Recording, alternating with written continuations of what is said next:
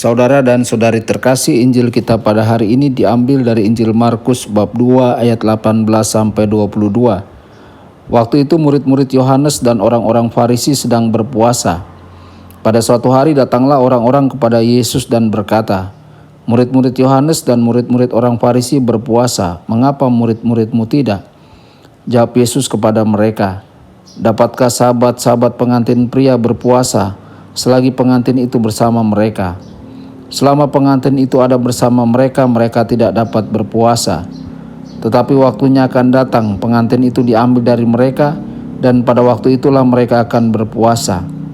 Tidak seorang pun menambalkan secarik kain yang belum susut pada baju yang sudah tua, karena jika demikian, kain penambal itu akan mencabiknya, yang baru mencabik yang tua, sehingga makin besarlah koyaknya.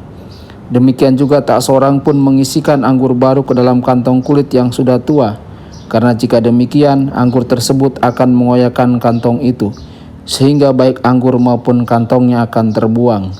Jadi anggur yang baru hendaknya disimpan dalam kantong yang baru pula." Demikianlah sabda Tuhan. Terpujilah Kristus.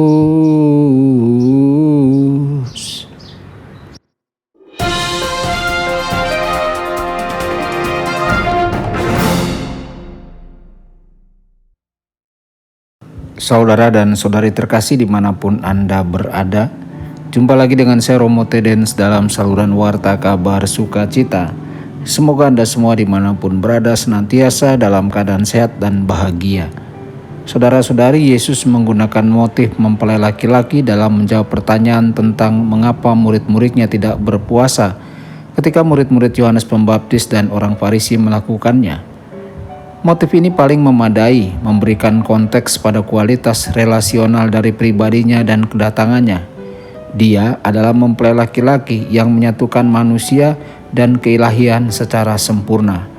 Persatuan antara Tuhan dan manusia secara sempurna dalam pribadinya.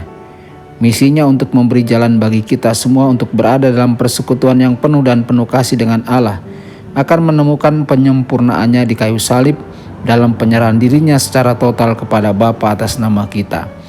Saudara-saudari, puasa dikaitkan dengan meninggalkan hal-hal duniawi demi menempatkan Tuhan kembali sebagai pusat kehidupan kita. Puasa juga terkait dengan semangat pembaharuan. Yesus berkata bahwa harinya akan tiba ketika mempelai laki-laki diambil dari mereka dan kemudian mereka akan berpuasa. Namun sampai saat itu mempelai laki-laki ada di tengah-tengah mereka.